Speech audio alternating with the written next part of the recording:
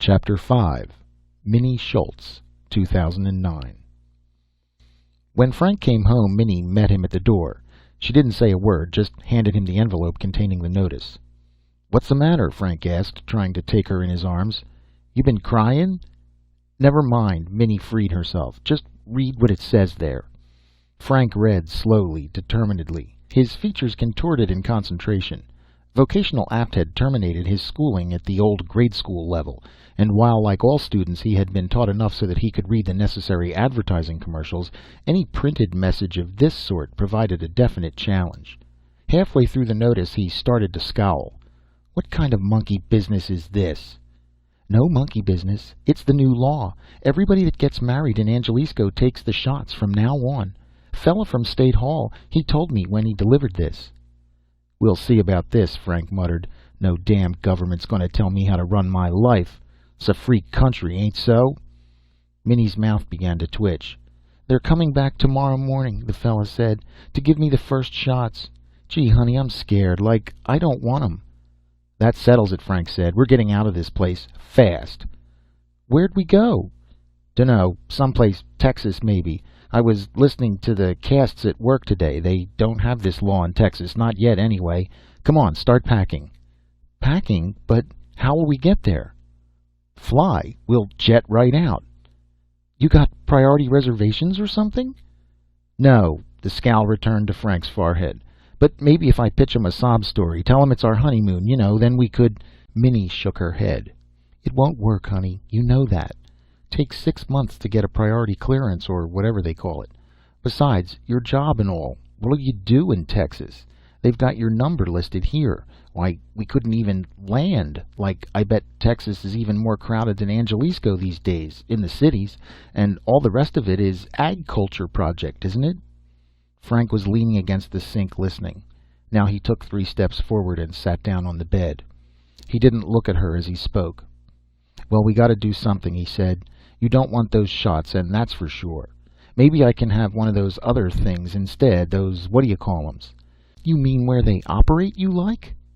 "That's right, a VAS something. Sterilize you. Then we won't have to worry." Minnie took a deep breath. Then she sat down and put her arm around Frank. "But you wanted kids," she murmured. "You told me when we got married you always wanted to have a son." Frank pulled away. "Sure I do," he said. "A son. That's what I want. A real son. Not a freak. Not a damned little monster that has to go to the clinic every month and take injections so it won't grow. And what happens to you if you take your shots now? What if they drive you crazy or something?" Minnie put her arm around Frank and again made him look at her. "That's not true," she told him. "That's just a lot of naturalist talk. I know." "Hell you do." "But I do, honestly. Honest. Like May Stebbins, she took the shots last year when they asked for volunteers, and she's all right. You've seen her baby yourself, remember? It's the sweetest little thing, and awfully smart. So maybe it wouldn't be so bad." "I'll ask about being operated tomorrow," Frank said. "Forget it. It don't matter." "Of course it matters." Minnie looked straight at him. "Don't you think I know what you've been going through? Sweating it out on that job day after day? Going nuts in the traffic, saving up the ration coupons so we'd have extra food for the honeymoon and all? You didn't have to marry me, you know that. It was just like we could have a place of our own together, and kids. Well, we're gonna have 'em, honey. I'll take the shots." Frank shook his head, but said nothing. "It won't be so bad," Minnie went on. "The shots don't hurt at all, and they make it easier, carrying the baby. They say you don't even get morning sickness or anything. And just think, when we have a kid, we get a chance for a bigger place. We go right on the housing lists. We can have 2 rooms, a real bedroom, maybe." Frank stared at her. "Is that all you can think about?" he asked. "A real bedroom?" "But, honey—" "What about the kid?" he muttered. "How do you suppose it's gonna feel? How'd you like to grow up and not grow up? How'd you like to be a midget 3 feet high in a world where everybody else is bigger? What kind of life you call that? I want my son to have a decent chance." "He will have." Minnie stared back at him, but she wasn't seeing his face. "Don't you understand, honey? This isn't just something happening to us. We're not special. It's happening to everybody all over the country, all over the world.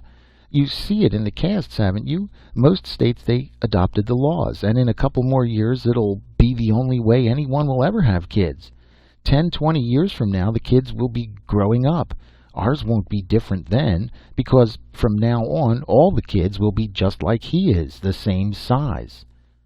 I thought you was afraid of the shots, Frank said. Minnie was still staring. I was, honey, only I don't know. I keep thinking about Grandma. What's the old lady got to do with it?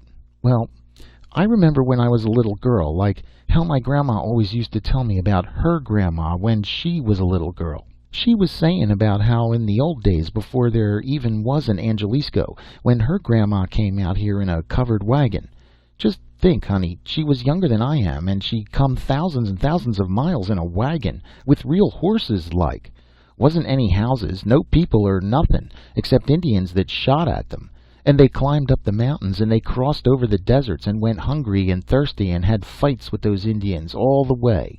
But they never stopped until they got here, because they was the pioneers. Pioneers? That's what Grandma said her grandma called herself, a pioneer. She was real proud of it, too, because it means having the courage to cut loose from all the old things and try something new when you need to start a whole new world, or a whole new kind of life. She sighed. I always wanted to be a pioneer, but I never thought I'd get the chance. What are you talking about? What's all this got to do with us or having a kid? Don't you see, taking these shots, having a baby this new way, it's sort of being a pioneer, too. Going to help bring a new kind of people into a new kind of world. And if that's not being a pioneer, it's the closest I can come to it, it sounds right to me now. Minnie smiled and nodded. I guess I made up my mind just now. I'm taking the shots. Hell you are, Frank told her. We'll talk about it some more in the morning.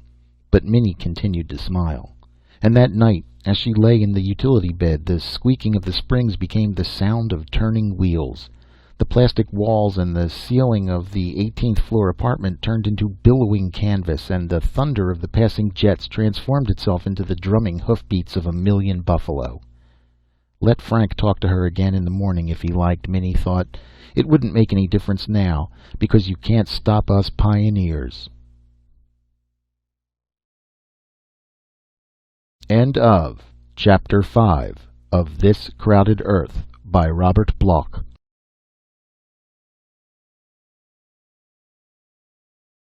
Chapter 6 Harry Collins, 2012. Harry crouched behind the boulders, propping the rifle up between the rocks, and adjusted the telescopic sights. The distant doorway sprang into sharp focus. Grunting with satisfaction, he settled down to his vigil. The rifle barrel had been dulled down against detection by reflection, and Harry's dark glasses protected him against the glare of the morning sun. He might have to wait several hours now, but he didn't care. It had taken him 12 years to come this far, and he was willing to wait a little while longer. 12 years. Was it really that long? A mirror might have answered him. A mirror might have shown him the harsh features of a man of 42. But Harry needed no mirror. He could remember the past dozen years only too easily, though they had not been easy years. Surviving the river was only the beginning. Animal strength carried him through that ordeal. But he emerged from the river as an animal, a wounded animal, crawling through the brush in Arroyo outside the southern Colorado Canyon. And it was animal cunning which had preserved him. He'd wandered several days until he encountered Emil Grizek and his outfit.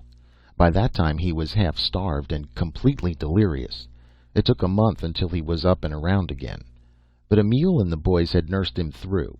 They took turns caring for him in the bunkhouse. Their methods were crude but efficient, and Harry was grateful. Best of all, they asked no questions. Harry's status was that of a hunted fugitive without a vocational apt record or rating. The authorities or any prospective employers would inquire into these things, but Emil Grizek never seemed curious. By the time Harry was up and around again, he'd been accepted as one of the bunch. He told them his name was Harry Sanders, and that was enough. 2 months after they found him, he'd signed on with Emil Grizek and found a new role in life. Harry Collins, advertising copywriter, had become Harry Sanders, working cowhand. There was surprisingly little difficulty. Grizzik had absentee employers who weren't interested in their foreman's methods just as long as he recruited his own wranglers for the Bar B ranch. Nobody demanded to see apt cards or insisted on making out the formal work reports, and the pay was in cash. Cowhands were hard to come by these days, and it was an unspoken premise that the men taking on such jobs would be vagrants, migratory workers, fugitives from justice and injustice. A generation or so ago they might have become tramps, but the last of the hobos had vanished along with the last of the freight trains. Once the derelicts haunted the canyons of the big cities. Today there was no place for them there, so they fled to the canyons of the West. Harry had found himself a new niche, and no questions asked. Oddly enough, he fitted in. The outdoor life agreed with him, and in a matter of months he was a passable cowpoke. Within a year he was one of Grizzik's top hands. He learned to ride a bucking jeep with the best of them, and he could spot, single out, and stun a deer in 40 seconds flat, then use his electronic brander on it and have the critter back on its feet in just under a minute. Work was no problem, and neither was recreation. The bunkhouse offered crude but adequate facilities for living. Old-fashioned air conditioning and an antique infrared broiler seemed good enough for roughing it, and Cookie at least turned out real man-sized meals. Eating genuine beef and honest-to-goodness baked bread was a treat, and so was having the luxury of all that space in the sleeping quarters. Harry thrived on it. And some of the other hands were interesting companions. True, they were renegades and mavericks, but they were each of them unique and individual, and Harry enjoyed listening to them fan the breeze during the long nights. There was Big Phil, who was pushing 60 now. You'd never know it, not unless you got him to talking about the old days when he'd been a boy in Detroit. His daddy had been one of the last of the Union men, back in the days of what they used to call the organized labor movement. He could tell you about wage-hour agreements and the Railroad Brotherhood and contract negotiations almost as if he knew of these things through personal experience. He even remembered the Democratic Party. Phil got out when the government took over and set up vocational apt and industrial supervision. That's when he drifted west. Tom Lowry's family had been military. He claimed to have been a member of the last graduating class ever to leave West Point. When the armament race ended, his prospects of a career vanished, and he settled down as a guard at Canaveral. Finally, he'd headed for the open country. Bassett was the scholar of the outfit. He could sit around and quote old-time book authors by the hour, classic writers like Prather and Spillane. In another age, he might have been a college professor or even a football coach. He had an aptitude for the arts. And there was Lobo the misogynist, who had fled a wife and 11 children back in Monterey, and Januski, who used to be mixed up with one of those odd religious cults out on the coast. He bragged he'd been one of the big daddy-os in the Beat Generationists, and he argued with Bassett about some old-time evangelist named Kerouac. Best of all, though, Harry liked talking to Nick Kendrick. Nick's hobby was music, and he treasured his second-hand stereophonic unit and collection of tapes. He, too, was a classicist in his way, and there was many a long winter night when Harry sat there listening to ancient folk songs. The quaint atonalities of progressive jazz and the childishly frantic rhythms of cool sounds were somehow soothing and reassuring in their reminder of a simpler heritage from a simpler age. But above all, these men were wranglers, and they took a peculiar pride in the traditions of their own calling. There wasn't a one of them who wouldn't spend hours mulling over the lore of the range and the prairie. They knew the great names from the great days. Eugene Autry, Wyatt Earp, the legendary Thomas Mix, Dale Robertson, Paladin, and all the other men who rode actual horses in the era when the West was really an untamed frontier. And like the cowboys they were, they maintained the customs of other days. Every few months they rode a bucking helicopter into some raw western town, Las Vegas or Reno, or even go over to Palm Springs to drink recklessly in the cocktail lounges, gamble wildly at the slots, or go down the line with some telescreen model on location for outdoor ad backgrounds. There were still half a dozen such Sin Cities scattered throughout the West. Even the government acknowledged the need of lonely men to blow off steam. And though ag culture officially disapproved of the whole cowhand system and talked grimly of setting up new and more efficient methods for training personnel and handling the cattle ranges, nothing was ever done. Perhaps the authorities knew that it was a hopeless task. Only the outcasts and iconoclasts had the temperament necessary to survive such loneliness under an open sky. City-dwelling conformists just could not endure the monotony. But even Emil Grizek's hands marveled at the way Harry lived. He never joined them in their disorderly descent upon the scarlet cities of the plain, and most of the time he didn't even seem to watch the telescreen. If anything, he deliberately avoided all possible contact with civilization. Since he never volunteered any information about his own past, they privately concluded that he was just a psychopathic personality. Strong regressive and seclusive tendencies, Bassett explained solemnly. Sure, Nick Kendrick nodded wisely. You mean a moldy fig like creeping meatball, muttered culturalist Januszki. Not being religious fanatics, the others didn't understand the reference. But gradually they came to accept Harry's isolationist ways as the norm, at least for him. And since he never quarreled, never exhibited any signs of dissatisfaction, he was left to his own pattern. Thus it was all the more surprising when that pattern was rudely and abruptly shattered. Harry remembered the occasion well. It was the day the Leff Law was officially upheld by the Supremist Courts. The whole business came over the telescreens, and there was no way of avoiding it. You couldn't avoid it, because everybody was talking about it, and everybody was watching. Now what do you think? Emil Grizek demanded. Any woman who wants a baby, she's got to have those shots. They say kids shrink down into nothing, weigh less than 2 pounds when they're born, and never grow up to be any bigger than midgets. You ask me, the whole thing's plumb loco, to say nothing of psychotic. I dunno, this from Big Phil. Reckon they just about have to do something, the way the cities are filling up and all. Tell me every spot in the country except for the plain states here is busting at the seams. Same in Europe, Africa, South America. Running out of space, running out of food all over the world. This man Leffingwell figures on cutting down on size so's to keep the whole shebang going. But why couldn't it be done on a voluntary basis? Bassett demanded. These arbitrary rulings are bound to result in frustrations. And can you imagine what will happen to the individual family constellations? Take a couple that already has 2 youngsters as of now. Suppose the wife submits to the inoculations for her next child, and it's born with a size mutation. How in the world will that child survive as a midget in a family of giants? There'll be untold damage to the personality. We've heard all those arguments, Tom Lowry cut in. The naturalists have been handing out that line for years. What happens to the new generation of kids? How do we know they won't be mentally defective? How can they adjust? By what right does the government interfere with private lives, personal religious beliefs, all that sort of thing? For over 10 years now the debate's been going on. And meanwhile, time is running out. Space is running out. Food is running out. It isn't a question of individual choice anymore. It's a question of group survival. I say the courts are right. We have to go according to law, and back the law up with force of arms if necessary. We get the message, Januszki agreed, but something tells me there'll be trouble. Most folks need a midget like they need a monkey on their backs. It's a gasser, partners, said Nick Kendrick. Naturalists don't dig this. They'll fight it all along the line. Everybody's going to be all shook up. It's still a good idea, Lobo insisted. This Dr. Leffingwell, he has made the tests. For years he has given injections and no harm has come. The children are healthy, they survive, they learn in special schools. How do you know? Bassett demanded. Maybe it's all a lot of motivationalist propaganda. We have seen them on the telescreens, no? They could be faking the whole thing. But Leffingwell, he has offered the shots to other governments besides our own. The whole world will adopt them. What if some countries don't? What if our kids become midgets and the Asiatics refuse the inoculations? They won't. They need room even more than we do. No sense arguing, Emil Grizek concluded. It's the law. You know that.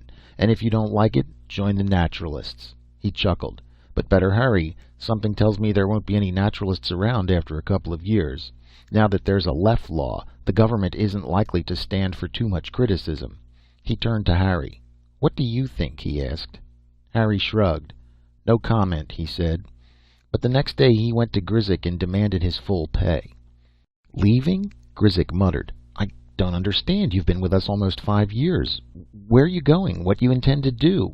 What's got into you all of a sudden? Time for a change, Harry told him. I've been saving my money. Don't I know it? Never touched a penny in all this time. Grizek ran a hand across his chin. Say, if it's a raise you're looking for, I can... No thanks, it's not that. I've money enough. So you have. Around 20,000, I reckon, what with the bonuses. Emil Grizek sighed. Well, if you insist, that's the way it's got to be, I suppose. When you plan on taking off? Just as soon as there's a copter available. Got one going up to Colorado Springs tomorrow morning for the mail. I can get you aboard, give you a check. I'll want my money in cash. Well, now, that isn't so easy. Have to send up for a special draft. Take a week or so. I can wait. All right, and think it over. Maybe you'll decide to change your mind. But Harry didn't change his mind, and 10 days later he rode a copter into town, his money belt strapped beneath his safety belt. From Colorado Springs he jetted to Kansas City, and from Kansas City to Memphis. As long as he had money, nobody asked any questions. He holed up in cheap airtels and waited for developments. It wasn't easy to accustom himself to urbanization again. He had been away from cities for over 7 years now, and it might as well have been 7 centuries. The overpopulation problem was appalling. The outlawing of private automotive vehicles had helped, and the clearing of the air lanes served a purpose. The widespread increase in the use of atomic power cut the smog somewhat, but the synthetic food was frightful, the crowding intolerable, and the welter of rules and regulations attending the performance of even the simplest human activity passed all his comprehension. Ration cards were in universal use for almost everything. Fortunately for Harry, the black market accepted cash with no embarrassing inquiries. He found that he could survive. But Harry's interest was not in survival. He was bent upon destruction. Surely the naturalists would be organized and planning a way. Back in '98, of course, they'd been an articulate minority without formal unity, an abstract amorphous group akin to the liberals of previous generations. A naturalist could be a Catholic priest, a Unitarian layman, an atheist factory hand, a government employee, a housewife with strong prejudices against governmental controls, a wealthy man who deplored the dangers of growing industrialization, an agriculture worker who dreaded the dwindling of individual rights, an educator who feared widespread employment of social psychology, or almost anyone who opposed the concept of mass man, mass motivated. Naturalists had never formed a single class, a single political party. Surely, however, the enactment of the Leffingwell Law would have united them. Harry knew there was strong opposition, not only on the higher levels, but amongst the general population. People would be afraid of the inoculations. Theologians would condemn the process. Economic interests, real estate owners, and transportation magnates and manufacturers would sense the threat here. They'd sponsor and they'd subsidize their spokesmen, and the naturalists would evolve into an efficient body of opposition. So Harry hoped, and so he thought, until he came out into the cities. Came out into the cities and realized that the very magnitude of mass man mitigated against any attempt to organize him, except as a creature who labored and consumed. Organization springs from discussion, and discussion from thought, but who can think in chaos, discuss in delirium, organize in a vacuum? And the common citizen, Harry realized, had seemingly lost the capacity for group action. He remembered his own existence years ago. Either he was lost in a crowd or he was alone at home. Firm friendships were rare, and family units survived on the flimsiest of foundations. It took too much time and effort to follow the rules, follow the traffic, follow the incessant routines governing even the simplest life pattern in the teeming cities. For leisure, there was the telescreen and the yellow jackets, and serious problems could be referred to the psych in routine checkups. Everybody seemed lost in the crowd these days. Harry discovered that Dr. Manshoff had indeed lied to him. Mental disorders were on the increase. He remembered an old book, one of the very first treatises on sociological psychology. The Lonely Crowd, wasn't it? Full of mumbo-jumbo about inner-directed and outer-directed personalities. Well, there was a grain of truth in it all. The crowd and its individual members lived in loneliness, and since you didn't know very many people well enough to talk intimately, you talked to yourself. Since you couldn't get away from physical contact with others whenever you ventured abroad, you stayed inside, except when you had to go to work, had to line up for food rations or supplies, had to wait for hours for your checkups on off days. And staying inside meant being confined to the equivalent of an old-fashioned prison cell. If you weren't married, you lived in solitary. If you were married, you suffered the presence of fellow inmates whose habits became intolerable in time. So you watched the screen more and more, or you increased your quota of sedation, and when that didn't help, you looked for real escape. It was always available to you if you searched long enough, waiting at the tip of a knife, in the coil of a rope, the muzzle of a gun. You could find it at the very bottom of a bottle of pills, or at the very bottom of the courtyard outside your window. Harry recalled looking for it there himself so many years ago. But now he was looking for something else. He was looking for others who shared not only his viewpoint, but his purposefulness. Where were the naturalists? Harry searched for several years. The press? But there were no naturalists visible on the telescreens. The news and newsmakers reflected a national philosophy adopted many generations ago by the founding fathers of mass communication in their infinite wisdom. What's good for General Motors is good for the country. And according to them, everything happening was good for the country. That was the cardinal precept in the science of autobiology. There were no Arnold Ritchies left anymore, and the printed newszines seemed to have vanished. The clergy? Individual churches with congregations in physical attendance seemed difficult to find. Telepreachers still appeared regularly every Sunday, but their scripts, like everyone else's, had been processed in advance. Denominationalism and sectarianism had waned too. All of these performers seemed very much alike in that they were vigorous, forthright, inspiring champions of the status quo. The scientists? But the scientists were part of the government, and the government was a one-party system, and the system supported the nation, and the nation supported the scientists. Of course, there were still private laboratories subsidized for industrial purposes, but the men who worked in them seemed singularly disinterested in social problems. In a way, Harry could understand their position. It isn't likely that a dedicated scientist, a man whose specialized research has won him a Nobel Prize for creating a new detergent, will be worldly enough to face unpleasant realities beyond the walls of his antiseptic sanctum. After all, there wasn't a precedent for such isolationism. Did the sainted Betty Crocker ever enlist in any crusades? As for physicians, psychiatrists, and mass psychologists, they were the very ones who formed the hard core of Leffingwell's support. The educators, then. Vocational Apt was a part of the government, and the poor pedagogues who had spent generations hacking their way out of the blackboard jungles were only too happy to welcome the notion of a coming millennium when their small charges would be still smaller. Even though formal schooling for most youngsters terminated at 14, there was still the problem of overcrowding. Telescreening and teletesting techniques were a help, but the problem was essentially a physical one, and Leffingwell was providing a physical solution.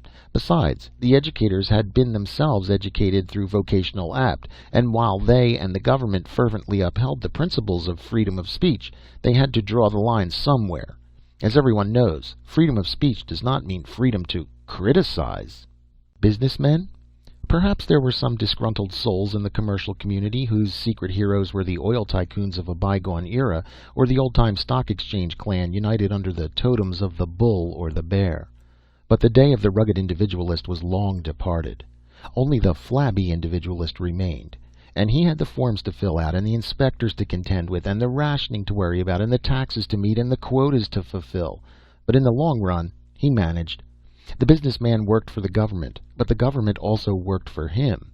His position was protected, and if the government said the left shots would solve the overpopulation problem without cutting down the number of consumers, well, was that really so bad? Why, in a generation or so there'd be even more consumers. That meant increased property values too. It took Harry several years to realize he'd never find naturalists organized for group action. The capacity for group action had vanished as the size of the group had increased. All interests were interdependent. The old civic, fraternal, social, and antisocial societies had no present purpose anymore, and the once familiar rallying points, whether they represented idealistic humanitarianism or crass self-interest, had vanished in the crowd. Patriotism, racialism, unionism had all been lost in a moiling megalopolitanism. There were protests, of course. The mothers objected, some of them. Ag culture in particular ran into difficulties with women who revived the quaint custom of going on strike against the left law, and refused to take their shots. But it was all on the individual level and quickly coped with. Government medical authorities met the women at checkup time and demonstrated that the left law had teeth in it, teeth and scalpels. The rebellious women were not subdued, slain, or segregated. They were merely sterilized. Perhaps more would have come of this had their men backed them up, but the men by and large were realists. Having a kid was a headache these days. This new business of injections wasn't so bad when you came right down to it. There'd still be youngsters around, and you'd get the same allotment for extra living space. Only the way it worked out, there'd be more room, and the kids would eat less. Pretty good deal. And it wasn't as if the young ones were harmed. Some of them seemed to be a lot smarter than ordinary. Like on some of the big quiz shows, youngsters of 8 and 9 were winning all those big prizes. Bright little ones. Of course, these must be the ones raised in the first special school the government had set up.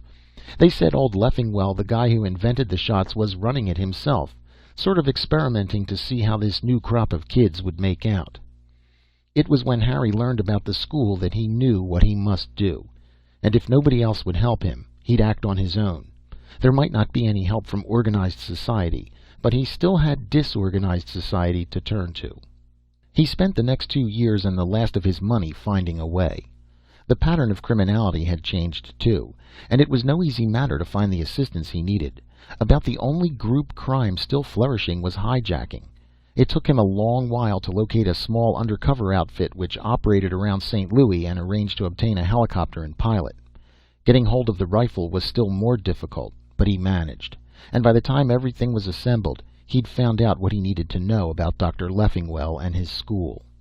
As he suspected, the school was located in the old canyon, right in the same buildings which had once served as experimental units. How many youngsters were there, Harry didn't know. Maybe Manshoff was still on the staff, and maybe they'd brought in a whole new staff. These things didn't matter.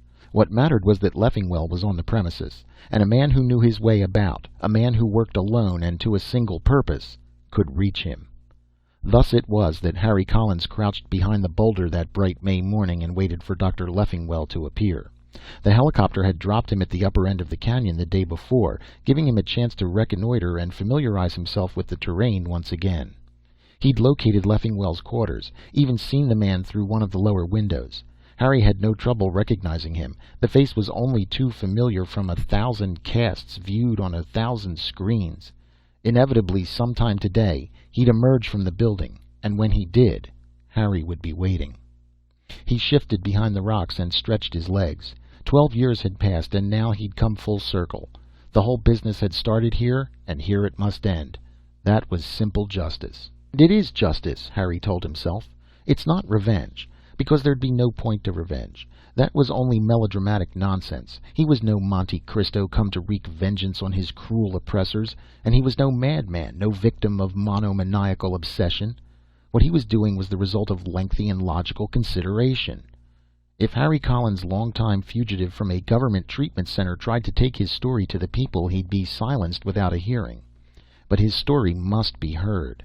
There was only one way to arrest the attention of a nation, with the report of a rifle. A bullet in Leffingwell's brain. That was the solution of the problem.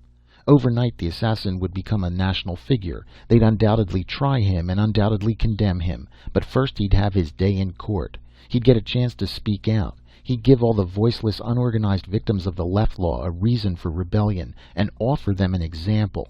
If Leffingwell had to die, it would be in a good cause. Moreover, he deserved to die. Hadn't he killed men, women, infants without mercy? But it's not revenge, Harry repeated, and I know what I'm doing. Maybe I was disturbed before, but I'm sane now. Perfectly logical, perfectly calm, perfectly controlled. Yes, and now his sane, logical, calm, controlled eyes noted that the distant door was opening, and he sighted through the scope and brought his sane, logical, calm, controlled hand up along the barrel to the trigger. He could see the two men emerging, and the shorter, plumper of the two was Leffingwell. He squinted at the high forehead with its receding hairline. It was a perfect target. A little squeezed now, and he knew what would happen. In his sane, logical, calm, controlled mind, he could visualize the way the black hole would appear in the center of that forehead, while behind it would be the torn and dripping redness flecked with gray. "What are you doing?" Harry whirled, staring down at the infant who stood smiling beside him. It was an infant, that was obvious enough, and implicit in the diminutive stature, the delicate limbs and the oversized head. But infants do not wear the clothing of pre-adolescent boys. They do not enunciate with clarity. They do not stare coolly and knowingly at their elders. They do not say, "Why do you want to harm Dr. Leffingwell?" Harry gazed into the wide eyes. He couldn't speak. "You're sick, aren't you?" the child persisted. "Let me call the doctor. He can help you." Harry swung the rifle around. "I'll give you just 10 seconds to clear out of here before I shoot." The child shook his head. Then he took a step forward. "You wouldn't hurt me," he said gravely. "You're just sick. That's why you talk this way." Harry leveled the rifle. "I'm not sick," he muttered. "I know what I'm doing. And I know all about you, too. You're one of them, aren't you? One of the first Leffingwell brood of illegitimates." The child took another step forward. "I'm not illegitimate," he said. "I know who I am. I've seen the records. My name is Harry Collins." Somewhere the rifle exploded, the bullet hurtling harmlessly overhead, but Harry didn't hear it. All he could hear exploding in his own brain as he went down into darkness was the sane, logical, calm, controlled voice of his son.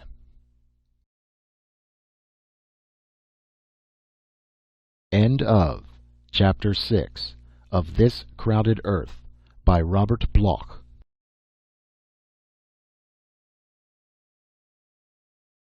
Chapter 7 Michael Cavendish, 2027. Mike was just coming through the clump of trees when the boy began to wave at him. He shifted the clumsy old Jeffrey 475, cursing the weight as he quickened his pace. But there was no help for it. He had to carry the gun himself. None of the boys were big enough.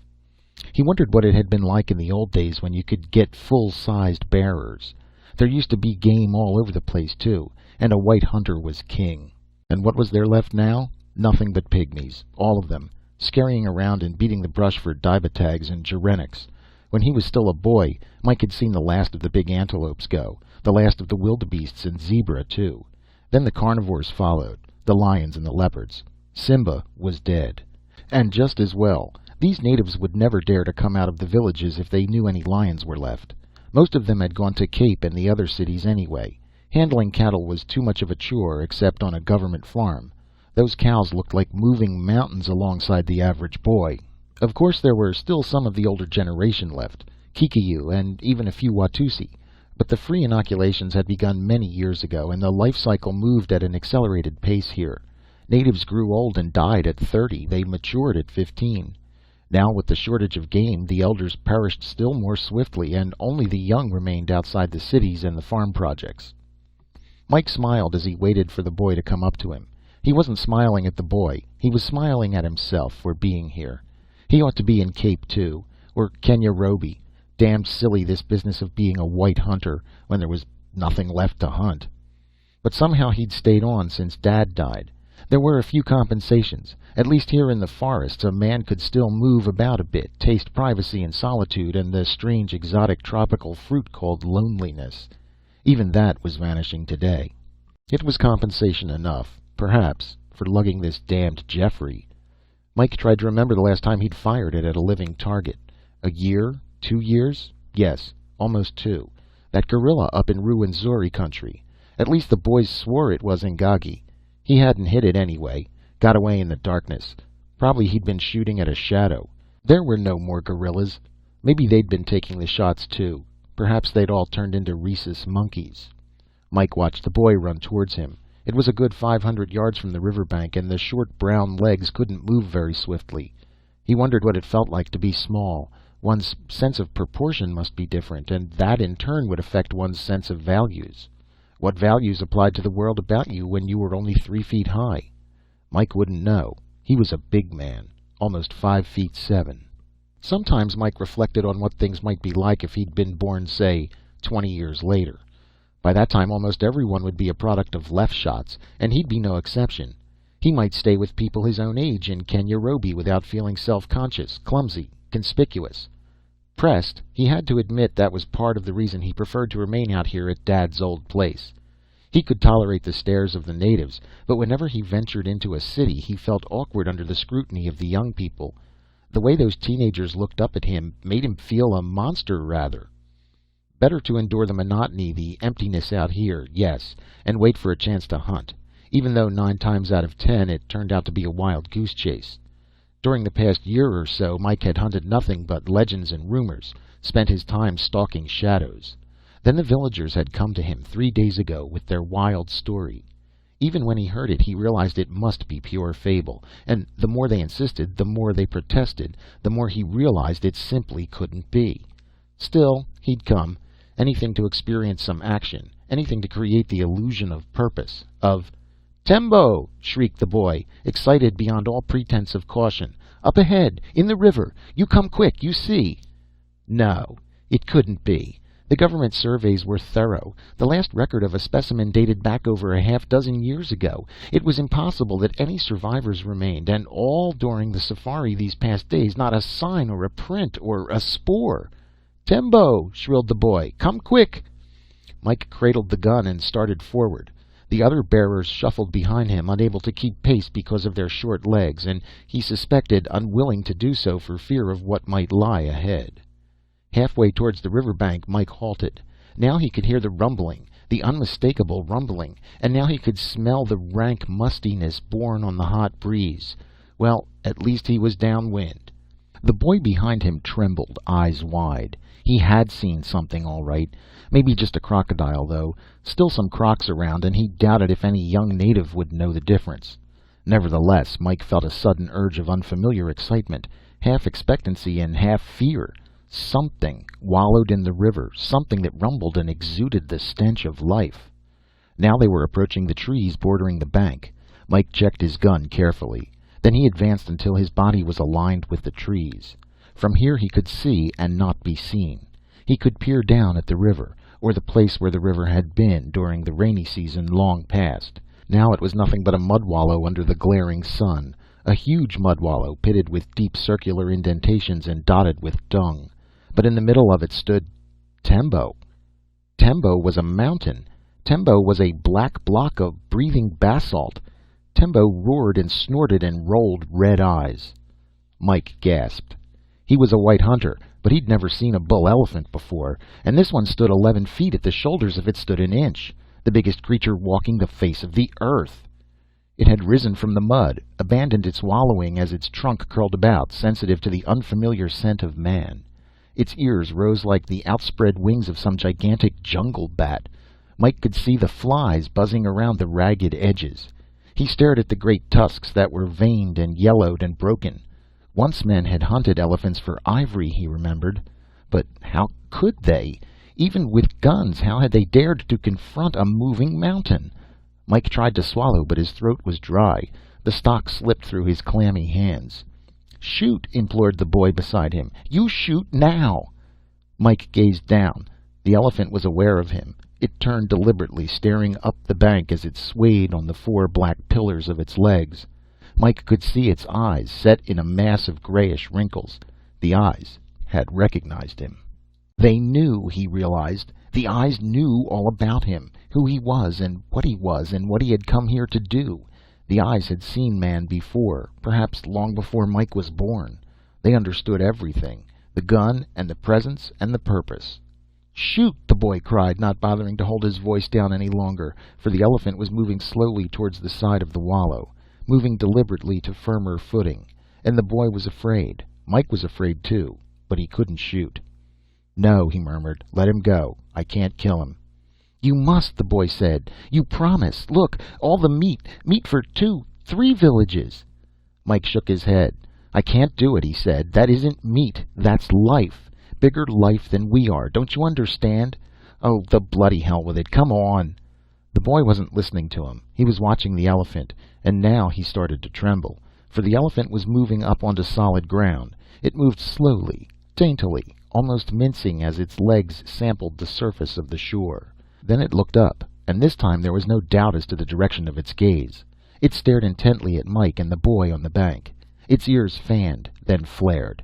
Suddenly the elephant raised its trunk and trumpeted fiercely. And then, lowering the black battering ram of its head, the beast came forward, a deceptively slow lope, a scarcely accelerating trot, and then, all at once, it was moving swiftly and surely and inexorably toward them. The angle of the bank was not steep, and the elephant's speed never slackened on the slope. Its right shoulder struck a sapling, and the sapling splintered. It was crashing forward in full charge. Again it trumpeted, trunk extended, like a flail of doom. "Shoot!" the boy screamed. Mike didn't want to shoot. He wanted to run. He wanted to flee the mountain, flee the incredible breathing bulk of this grotesque giant. But he was a white hunter. He was a man, and a man is not a beast. A man does not run away from life in any shape or size. The trunk came up. Mike raised the gun. He heard the monster roar far away, and then he heard another sound that must be the gun's discharge, and something hit him in the shoulder and knocked him down. Recoil? Yes, because the elephant wasn't there anymore. He could hear the crashing and thrashing down below over the rim of the riverbank. Mike stood up. He saw the boy running now, running back to the bearers, huddled along the edge of the trail. He rubbed his shoulder, picked up his gun, reloaded. The sounds from below had ceased. Slowly Mike advanced to the lip of the bank and stared down. The bull elephant had fallen and rolled into the wallow once more. It had taken a direct hit just beneath the right ear, and even as Mike watched, its trunk writhed feebly like a dying serpent, then fell forward into the mud. The gigantic ears twitched and flicked and flopped, and the huge body rolled and settled. Suddenly Mike began to cry. Damn it! He hadn't wanted to shoot. If the elephant hadn't charged like that... But the elephant had to charge, just as he had to shoot. That was the whole secret, the secret of life, and the secret of death, too. Mike turned away, facing the east. Kenya Roby was east, and he'd be going there now. Nothing to hold him here in the forests any longer. He wouldn't even wait for the big feast. To hell with the elephant meat anyway. His hunting days were over. Mike walked slowly up the trail to the waiting boys, and behind him, in the wallow, the flies settled down on the lifeless carcass of the last elephant in the world. End of Chapter 7 of This Crowded Earth by Robert Bloch.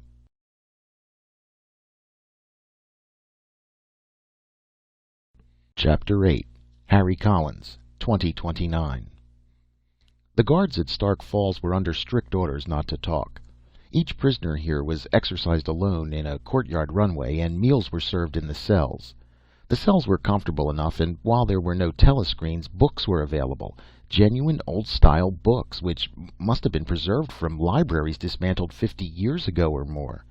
Harry Collins found no titles dated later than 1975. Every day or so an attendant wheeled around a cart piled high with the dusty volumes. Harry read to pass the time. At first he kept anticipating his trial, but after a while he almost forgot about that possibility, and it was well over a year before he got a chance to tell his story to anyone. When his opportunity came, his audience did not consist of judge or jury, doctor, lawyer, or penologist. He spoke only to Richard Wade, a fellow prisoner, who had been thrust into the adjoining cell on the evening of October 11th, 2013. Harry spoke haltingly at first, but as he progressed the words came more easily, and emotion lent its own eloquence. His unseen auditor on the other side of the wall did not interrupt or question him. It was enough for Harry that there was someone to listen at last. So it wasn't a bit like I expected, he concluded. No trial, no publicity. I've never seen Leffingwell again, nor Manshoff. Nobody questioned me. By the time I recovered consciousness, I was here in prison, buried alive. Richard Wade spoke slowly for the first time. You're lucky. They might have shot you down on the spot. That's just what bothers me, Harry told him. Why didn't they kill me? Why lock me up, incommunicado this way? There aren't many prisons left these days, with food and space at such a premium. There are no prisons left at all, officially, Wade said, just as there are no longer any cemeteries. But important people are still given private burials, and their remains secretly preserved. All a matter of influence. I've no influence. I'm not important. Wouldn't you think they'd consider it risky to keep me alive under the circumstances? If there'd ever be an investigation. Who would investigate? Not the government, surely. But suppose there's a political turnover. Suppose Congress wants to make capital of the situation. There is no Congress. Harry gasped. No Congress? As of last month, it was dissolved. Henceforth we are governed by the cabinet, with authority delegated to department heads. But that's preposterous. Nobody'd stand still for something like that. They did stand still, most of them. After a year of careful preparation, of wholesale exposés of congressional graft and corruption and inefficiency, turned out that Congress was the villain all along. The senators and representatives had finagled tariff barriers and restrictive trade agreements which kept our food supply down. They were opposing international federation. In plain language, people were sold a bill of goods. Get rid of Congress and you'll have more food. That did it. But you'd think the politicians themselves would realize that they were cutting their own throats, the state legislatures and the governors.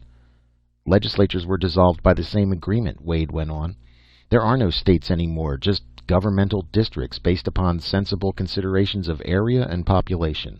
This isn't the old-time expanding economy based on obsolescence and conspicuous consumption. The primary problem at the moment is sheer survival. In a way, the move makes sense.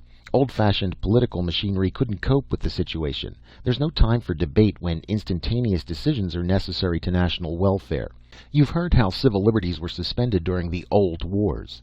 Well, there's a war on right now. A war against hunger. A war against the forces of fecundity. In another dozen years or so, when the left-shot generation is full grown and a lot of the elderly have died off, the tensions will ease. Meanwhile, quick action is necessary. Arbitrary action. But you're defending dictatorship. Richard Wade made a sound which is usually accompanied by a derisive shrug. Am I? Well, I didn't when I was outside, and that's why I'm here now. Harry Collins cleared his throat. What did you do? If you refer to my profession, I was a scripter. If you refer to my alleged criminal activity, I made the error of thinking the way you do, and the worse error of attempting to inject such attitudes in my scripts. Seems that when Congress was formally dissolved, there was some notion of preparing a timely show, a sort of historical review of the body using old film clips. What my superiors had in mind was a comedy of errors, a cavalcade of mistakes and misdeeds showing just why we were better off without supporting a political sideshow. Well, I carried out the assignment and edited the films, but when I drafted a rough commentary, I made the mistake of taking both a pro and con slant. Nothing like that ever reached the telescreens, of course, but what I did was promptly noted. They came for me at once and hustled me off here. I didn't get a hearing or a trial either. But why didn't they execute you? Or, Harry hesitated, is that what you expect? Why didn't they execute you? Wade shot back. He was silent for a moment before continuing. No, I don't expect anything like that now. They'd have done it on the spot if they intended to do so at all. No, I've got another idea about people like you and myself, and about some of the congressmen and senators who dropped out of sight, too. I think we're being stockpiled. Stockpiled? It's all part of a plan. Give me a little time to think. We can talk again later. Wade chuckled once more. Looks as if there'll be ample opportunity in the future. And there was. In the months ahead, Harry spoke frequently with his friend behind the wall. He never saw him. Prisoners at Stark Falls were exercised separately, and there was no group assembly or recreation. Surprisingly adequate meals were served in surprisingly comfortable cells. In the matter of necessities, Harry had no complaints. And now that he had someone to talk to, the time seemed to go more swiftly. He learned a great deal about Richard Wade during the next few years. Mostly, Wade liked to reminisce about the old days. He talked about working for the networks, the commercial networks, privately owned, which flourished before the government took over communications media in the 80s. That's where you got your start, eh? Harry asked. Lord, no, boy. I'm a lot more ancient than you think. Why, I'm pushing 65, born in 1940. That's right, during World War II. I can almost remember the atomic bomb, and I sure as hell remember the Sputniks. It was a crazy period, let me tell you. The pessimists worried about the Russians blowing us up, and the optimists were sure we had a glorious future in the conquest of space. Ever hear that old fable about the blind man examining an elephant? Well, that's the way most people were, each of them groping around and trying to determine the exact shape of things to come. A few of us even made a little money from it for a while, writing science fiction. That's how I got my start. You were a writer? Sold my first story when I was 18 or so. Kept on writing off and on for almost 20 years. Of course, Robertson's thermonuke formula came along in 75, and after that everything went to pot. It knocked out the chances of future war, but it also knocked out the interest in speculation or escape fiction. So I moved over into television for a while and stayed with it. But the old science fiction was fun while it lasted. Ever read any of it? No, Harry admitted. That was all before my time. Tell me, though, did any of it make sense? I mean, did some of those writers foresee what was really going to happen? There were plenty of penny prophets and nickel Nostradamuses, Wade told him. But as I said, most of them were assuming war with the communists or a new era of space travel. Since communism collapsed and spaceflight was just an expensive journey to a dead end and dead worlds, it followed that the majority of fictional futures were founded on fallacies. And all the rest of the extrapolations dealt with superficial social manifestations. For example, they wrote about civilizations dominated by advertising and mass motivation techniques. It's true that during my childhood this seemed to be a logical trend, but once demand exceeded supply, the whole mechanism of stimulating demand, which was advertising's chief function, bogged down, and mass motivation techniques today are dedicated almost entirely to maintaining minimum resistance to a system ensuring our survival. Another popular idea was based on the notion of an expanding matriarchy. A gerontomatriarchy, rather, in which older women would take control. In an age when women outlived men by a number of years, this seemed possible. Now, of course, shortened working hours and medical advances have equalized the lifespan, and since private property has become less and less of a factor in dominating our collective destinies, it hardly matters whether the male or female has the upper hand. Then there was the common theory that technological advances would result in a push-button society where automatons would do all the work. And so they might if we had an unlimited supply of raw materials to produce robots and unlimited power sources to activate them. As we now realize, atomic power cannot be utilized on a minute scale. Last but not least, there was the concept of a medically oriented system, with particular emphasis on psychotherapy, neurosurgery, and parapsychology. The world was going to be run by telepaths, psychosis eliminated by brainwashing, intellect developed by hypnotic suggestion. It sounded great, but the conquest of physical disease has occupied the medical profession almost exclusively. No, what they all seemed to overlook, with only a few exceptions, was the population problem. You can't run a world through advertising when there are so many people that there aren't enough goods to go around anyway. You can't turn it over to big business when big government has virtually absorbed all of the commercial and industrial functions just to cope with an ever-growing demand. A matriarchy loses its meaning when the individual family unit changes character under the stress of an increasing population pressure which eliminates the old-fashioned home, family circle, and social pattern. And the more we must conserve dwindling natural resources for people, the less we can expend on experimentation with robots and machinery. As for the psychologist-dominated society, there are just too many patients and not enough physicians. I don't have to remind you that the military caste lost its chance of control when war disappeared, and that religion is losing ground every day. Class lines are vanishing, and racial distinctions will be going next. The old idea of a world federation is becoming more and more practical. Once the political barriers are down, miscegenation will finish the job. But nobody seemed to foresee this particular future. They all made the mistake of worrying about the hydrogen bomb instead of the sperm bomb. Harry nodded thoughtfully, although Wade couldn't see his response. But isn't it true that there's a little bit of each of these concepts in our actual situation today, he asked. I mean, government and business are virtually one and the same, and they do use propaganda techniques to control all media. As for scientific research, look at how we've rebuilt our cities and developed synthetics for food and fuel and clothing and shelter. When it comes to medicine, there's Leffingwell and his inoculations. Isn't that all along the lines of your early science fiction? Where's your underground? Richard Wade demanded. My what? Your underground, Wade repeated. Hell, every science fiction yarn about a future society has its underground. That was the whole gimmick in the plot. The hero was a conformist who tangled with the social order. Come to think of it, that's what you did years ago. Only instead of becoming an impotent victim of the system, he'd meet up with the underground movement. Not some sour ball like your friend Richie, who tried to operate on his own hook without real plans or system, but a complete sub-rosa organization, bent on starting a revolution and taking over. There'd be wise old priests and wise old crooks and wise old officers and wise old officials, all playing a double game and planning a coup. Spies all over the place, get me? And in no time at all, our hero would be playing tag with the top figures in the government. That's how it all worked out in all the stories. But what happens in real life? What happened to you, for example?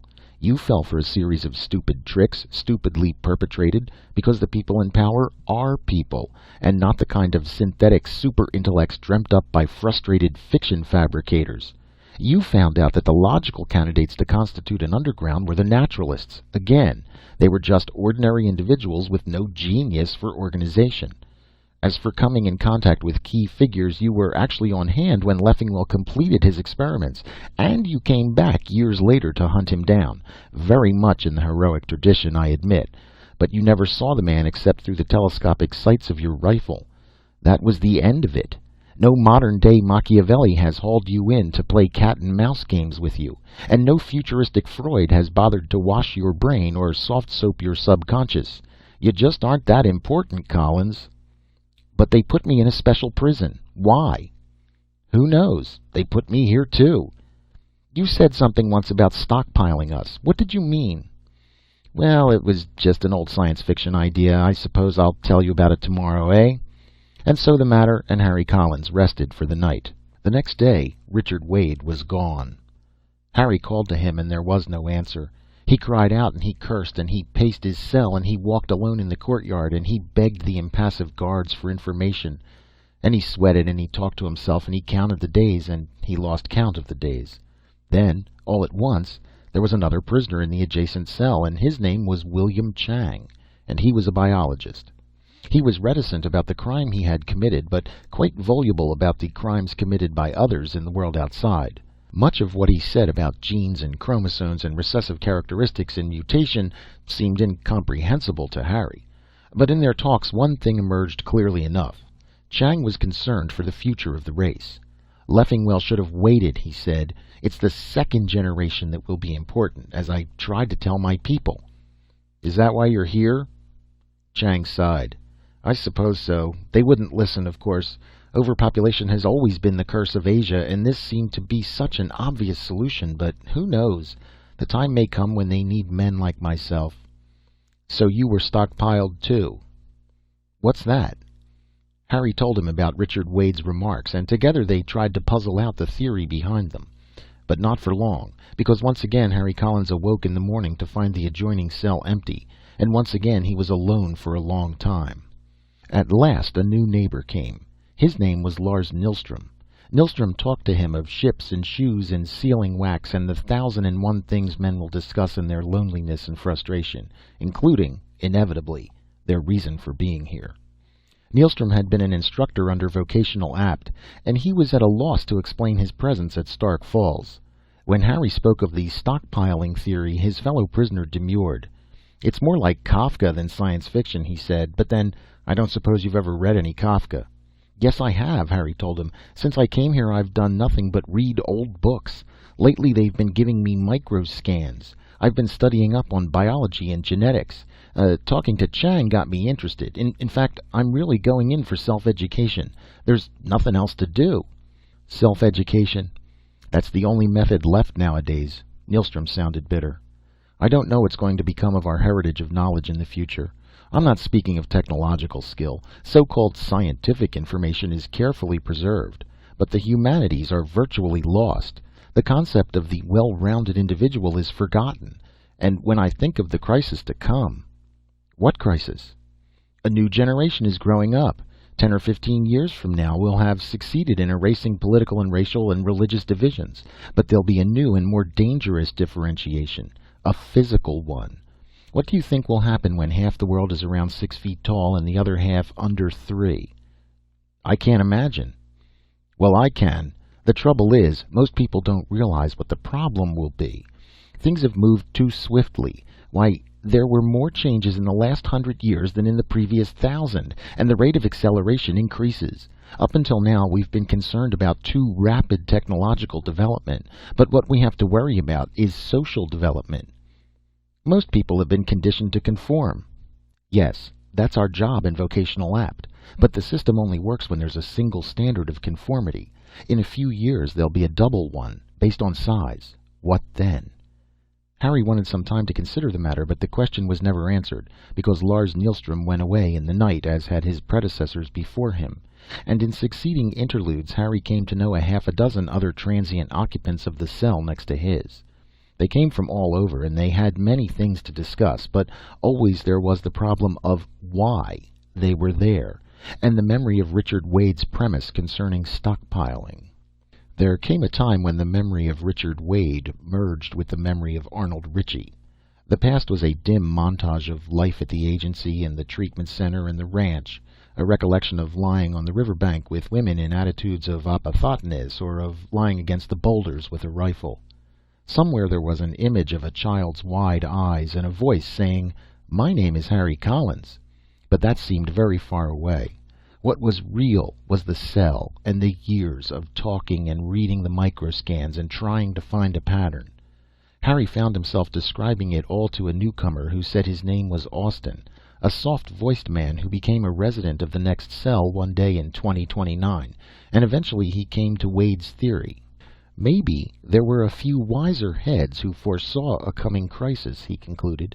Maybe they anticipated a time when they might need a few nonconformists, people like ourselves who haven't been passive or persuaded. Maybe we're the government's insurance policy. If an emergency arises, we'll be freed. And then what would you do? Austin asked softly. You're against the system, aren't you? Yes, but I'm for survival. Harry Collins spoke slowly, thoughtfully. You see, I've learned something through the years of study and contact here. Rebellion is not the answer. You hated Leffingwell. Yes, I did, until I realized that all this was inevitable. Leffingwell is not a villain, and neither is any given individual in or out of our government. Our road to hell has been paved with only the very best of intentions. Killing the engineers and contractors will not get us off that road, and we're all on it together. We'll have to find a way of changing the direction of our journey. The young people will be too anxious to merely rush blindly ahead. Most of my generation will be sheep-like, moving as part of the herd because of their conditioning. Only we old-time rebels will be capable of plotting a course for all of us. What about your son? Austin asked. I'm thinking of him, Harry Collins answered, of him and of all the others. Maybe he does not need me. Maybe none of them need me. Maybe it's all an illusion. But if the time ever comes, I'll be ready. And meanwhile, I can hope. The time has come, Austin said gently.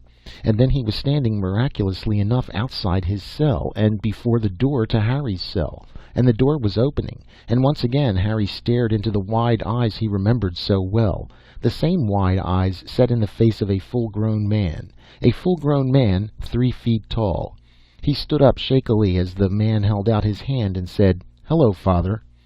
"But I don't understand." "I've waited a long time for this moment. I had to talk to you, find out how you really felt, so that I'd be sure. Now you're ready to join us." "What's happening? What do you want with me?" "We'll talk later," Harry's son smiled. "Right now, I'm taking you home." End of Chapter 8 of This Crowded Earth by Robert Bloch.